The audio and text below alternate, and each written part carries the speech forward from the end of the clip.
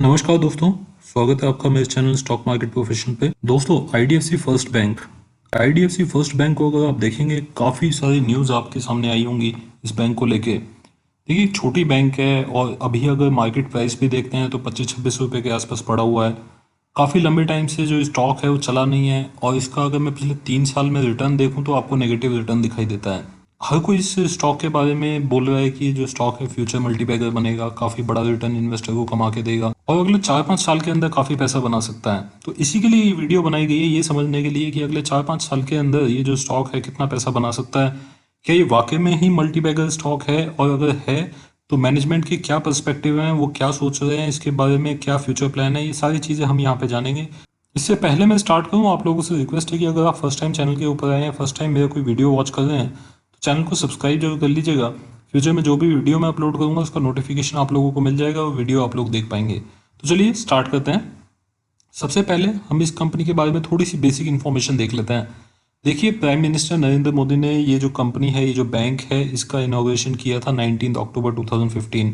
आप लोगों को पता होगा 2014 में कुछ नए लाइसेंस दिए गए थे बैंकिंग सिस्टम में, तो वहाँ पे इस बैंक को नया लाइसेंस मिला था और 2014 में यहाँ पे लगभग काम स्टार्ट कर दिया गया था, सारी तैयारियां हो गई थी।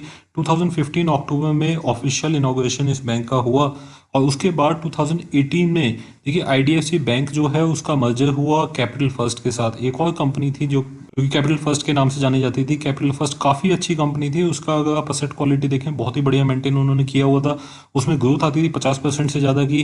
तो उस कंपनी के साथ यहाँ पे आईडीएफसी बैंक का मर्जर हुआ और ये बैंक बनी आईडीएफसी फर्स्ट बैंक। जिस टाइम पे बैंक बनी थी उस टाइम पे अगर आप देखेंगे तो इस कंपनी की जो टोटल ब्रांचेस थी वो करीब 240 के आसपास थी, 240 ब्रांचेस थी और इस कंपनी के जो एटीएम थे करीब 180 के आसपास एटीएम थे। सिर्फ मेजर एरियाज जो हैं इंडिया के, जैसे कि जो टॉप सिटीज़ हैं, मेट्रो सिटीज़ हैं, वहाँ पे इस कंपनी का प्रेजेंस था, उसके अलावा ज़्यादा प्रेजेंस नहीं था।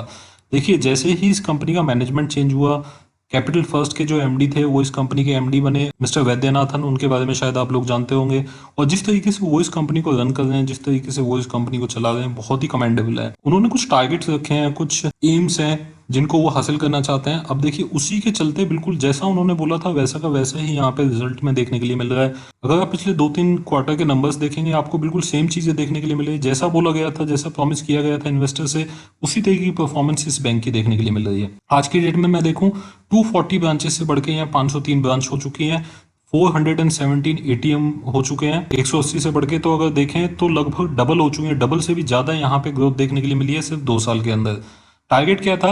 देखिए, टारगेट ये था कि जो कॉर्पोरेट लोन बुक है उसको कम कर दिया जाए और साथ ही जो रिटेल लोन बुक है उसको बढ़ा दिया जाए, तो उससे जो आपकी जो कैपिटल एडिक्वेसी रेशियो है उसको फ्यूचर में कभी हिट नहीं लगता है, साथ ही जो आपकी असेट क्वालिटी है वो हमेशा अच्छे लेवल पे मेंटेन रहती है। तो इन सारी चीज़ों को देखते हुए ये डिसीजन लिया गया था कि जो कॉर्पोरेट लोन है उनको कम करके जो रिटेल लोन है उनको बढ़ा दिया जाएगा। यहाँ पे टारगेट रखा गया था कि अगले 5 साल के अंदर, मतलब 2018 से अगर हम देखें तो 5 साल 2023 बनते हैं, 2023 तक जो रिटेल लोन बुक है उसको करीब 1 लाख करोड़ के आसपास कर दिया जाएगा। जिस टाइम पे ये लोन बुक ली गई थी आईडीएफसी बैंक से, उस टाइम पे देखिए टोटल रिटेल लोन बुक होती थी वो सिर्फ 25,000 करोड़ के आसपास की थी। आज की डेट में इस कंपनी के नेटवर्थ देखते हैं 17,000 करोड़ से ज्यादा की, 17,500 करोड़ की नेटवर्थ है इस कंपनी की। बुक वैल्यू करीब 31 रुपए के आसपास है और अगर अभी आप स्टॉक प्राइस देख रहे हैं तो आपको 26 के आसपास ये जो स्टॉक प्राइस है ये मिलेगा। कैपिटल एडिक्वेसी रेशियो देखते हैं 15% के आसपास आ गई है। लास्ट टाइम अगर आप देखेंगे, लास्ट क्वार्टर से ही अगर आप कंपेयर करेंगे तो 13.5% के आसपास थी, मतलब 13.5% थी, तो वहां से काफी ज्यादा बढ़ती हुई दिखाई दी है। कैपिटल एडिक्वेसी रेशियो 15% के आसपास यहाँ पे मेंटेन की गई है। अगर इस कंपनी का रिटेल लोन बुक देखते हैं आज की डेट में तो देखिए 56,000 करोड़ से ज्यादा की यहाँ पे रिटेल लोन बुक हो चुकी है। जैसे मैंने बताया कि 2018 में जब ये सारी चीजें स्टार्ट हुई थी, जब ये टारगेट लगाया गया था, तो उस टाइम पे करीब 25,000 करोड़ के आसपास की रिटेल लोन बुक होती थी, वहां से उसको बढ़ा के 56,000 करोड़ का कर दिया गया। मतलब सिर्फ 2 साल के अंदर यहाँ पे जो रिटेल लोन बुक है ये आपको डबल से भी ज्यादा होते दिखाई दे दिए हैं। जो इनका टारगेट था 1 लाख करोड़ का, वो हो सकता है 5 साल छोड़िए, आप 2 साल में ही आपको आता दिखाई दे। 2022 तक ही शायद आपको जो रिटेल लोन बुक है 1 लाख करोड़ के आसपास जाते दिखाई दे। अभी रिसेंटली बैंक ने 2,000 करोड़ रुपए भी उठाए हैं, क्योंकि कोविड की वजह से बहुत सारी प्रोविजनिंग की गई है और साथ ही एक बफर लेके हर एक बैंक चल रही है। कुछ पैसा बैंकों के पास होना चाहिए जिसको वो खराब टाइम के लिए, मतलब खराब समय अगर कुछ आया, एनपीए वगैरह बढ़ते हुए दिखाई दिए, ऐसे टाइम के लिए रख रहे हैं। अब हम देख लेते हैं इस कंपनी के प्रोजेक्शंस क्या हैं। जो टेबल है 2019 से दिया हुआ है, 2019 और 2020 का आप देखेंगे तो एडजस्टेड नंबर्स यहाँ पे दिए गए हैं, साथ ही फाइनेंशियल ईयर 21 के एस्टिमेटेड नंबर है, 22 के एस्टिमेटेड नंबर, 23 के एस्टिमेटेड नंबर है। नेट इंटरेस्ट अगर आप देखेंगे तो फाइनेंशियल ईयर 20 में अगर आप देखते हैं 56,000 करोड़ के आसपास का नेट इंटरेस्ट यहाँ पे दिखाई दिया है, net interest income. Financial year 21 में क्योंकि ज्यादातर बैंकों को बहुत प्रॉब्लम होने वाली है, ऐसे में बिजनेस भी इनका काफी डाउन है, ऐसी सिचुएशन में भी इस कंपनी का जो नेट इंटरेस्ट इनकम है वो हो सकता है बढ़ता हुआ दिखाई दे, ये ऐसा एस्टिमेट लगाया जा रहा है। अगर बाकी बैंकों का आप देखेंगे तो या तो 5 से 10% कम है या फिर उसी लेवल पे मेंटेन हो रहा है।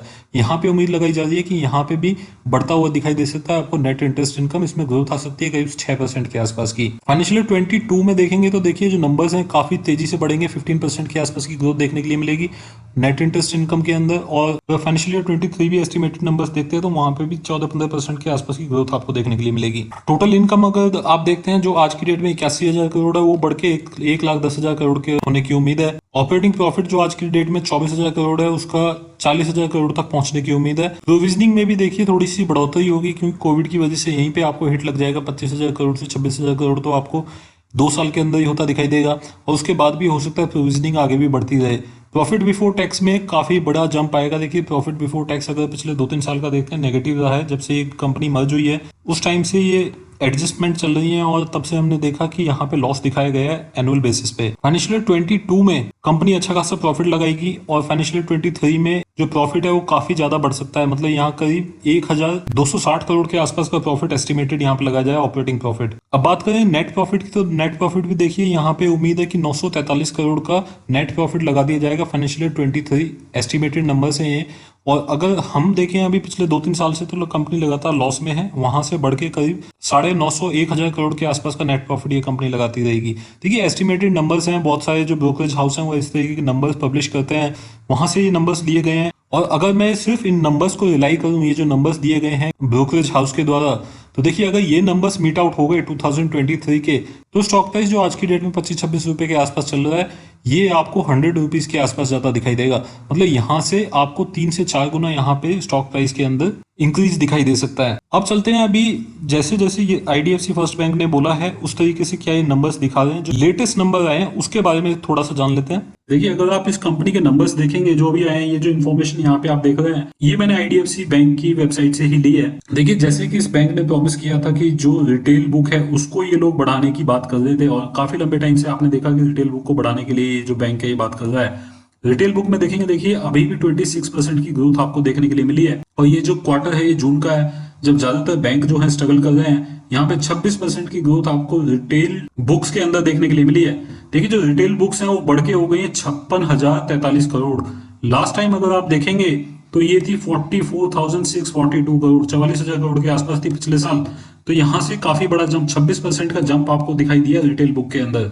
और उसके बाद अगर आप देखेंगे रिटेल बुक ये करीब 61% कंट्रीब्यूट करती है यहाँ पे टोटल लोन बुक का। जैसे बैंक ने प्रॉमिस किया था कि यहाँ पे ये जो होलसेल है या फिर अगर आप देखेंगे जो इंफ्रास्ट्रक्चर लोन है, दोनों में यहाँ पे कटौती कर रहे हैं, दोनों में यहाँ पे डिक्रीज दिखाई दिया है 30% के आसपास का। तो जैसे बैंक ने प्रॉमिस किया था जो रिटेल बुक है वो आपको यहाँ से बढ़ती हुई दिखाई दे रही है, जो इंफ्रास्ट्रक्चर और जो कॉर्पोरेट बुक है वो आपको यहाँ से घटती हुई दिखाई दे रही है। ये एक बड़ा पॉजिटिव संकेत। उसके बाद चलते हैं रिटेल लाइबिलिटीज के ऊपर। देखिए जो कासा डिपॉजिट है उसमें बहुत ही बढ़िया यहाँ पे आपको ग्रोथ दिखाई दे रही है। देखिए वाई बेसिस पे देखेंगे तो कोई 145% के आसपास इंक्रीज आपको यहाँ पे दिखाई दे रहा है। जो रेशियो है कासा रेशियो वो भी आपको इंप्रूव होता दिखाई दे 33.74 के आसपास। और अगर आप फिक्स डिपॉजिट देखते हैं इस बैंक के तो देखिए बहुत ही बढ़िया यहाँ पे रेटिंग मिलती हुई दिखाई दी है क्रिसिल के द्वारा। FAAA की रेटिंग यहाँ पे आईडीएफसी बैंक के डिपॉजिट को मिलती दिखाई दी है। ये जो रेटिंग होती है ये डिपेंड करती है कि आपने कितना इंश्योरेंस, कितनी सिक्योरिटी ली हुई है डिपॉजिट के ऊपर, तो वो बहुत ही अच्छे लेवल पे है, इसीलिए आपको इतनी अच्छी रेटिंग यहाँ पे दिखाई दे रही है। देखिए आपकी कंटिजेंट लाइबिलिटीज बहुत ज्यादा बढ़े ना, उसके लिए यहाँ पे जो ये है सर्टिफिकेट ऑफ डिपॉजिट, इसको भी यहाँ पे कम कर दिया गया है। 20,000 करोड़ के आसपास हुआ करते थे, उसको कम करके करीब 7,212 करोड़ के आसपास लेके आए हैं ये। उसके बाद चलते हैं कुछ और इन्फॉर्मेशन देख लेते हैं यहाँ पे। देखिए जो एनआईए ग्रोथ है उसमें आप देख सकते हैं यहाँ पे 38% का आपको जंप देखने के लिए मिल रहा है। जो नेट इंटरेस्ट मार्जिन है बहुत ही बढ़िया 4.53 के आसपास यहाँ पे आपको देखने के लिए मिल रहा है, जबकि आप लास्ट ईयर से कंपेयर करेंगे देखिए सिर्फ 3% के आसपास थे। और अगर आप लास्ट क्वार्टर से भी कंपेयर करेंगे तो देखिए वहां से भी आपको बढ़त देखने के लिए मिल रही है। लास्ट क्वार्टर में ये 4.24% के आसपास थे।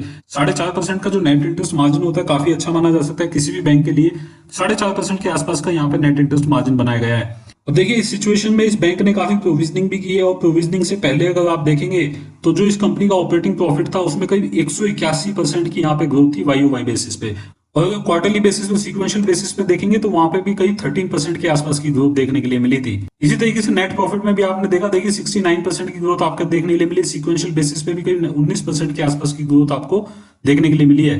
प्रोविजन भी देखिए यहाँ पे पिछले साल से काफी कम कर दिए गए हैं। लास्ट ईयर अगर आप देखेंगे तो जो प्रोविजन थे वो करीब 1281 करोड़ थे, वहां से अभी कम करके ये 764 करोड़ के आसपास लेके आए हैं। और इसके अंदर अगर आप देखेंगे तो काफी सारी प्रोविजनिंग जो है वो कोविड-19 की वजह से है। कोविड-19 की वजह से जो प्रोविजनिंग है वो है करीब 375 करोड़। तो अगर आप ओवरऑल देखेंगे तो बहुत ज्यादा प्रोविजनिंग करने की भी इस बैंक को जरूरत नहीं थी, लेकिन कोविड की वजह से यहाँ पे करीब 400 करोड़ के आसपास की एक्स्ट्रा प्रोविजनिंग देखने के लिए मिली है, जिसकी वजह से इस कंपनी का जो नेट प्रॉफिट है वो थोड़ा सा कम होता दिखाई दिया है। अब देखिए सबसे इंपॉर्टेंट चीज, जो नेट प्रॉफिट है इस कंपनी का, प्रॉफिट आफ्टर टैक्स, वो किस तरीके का रहा है।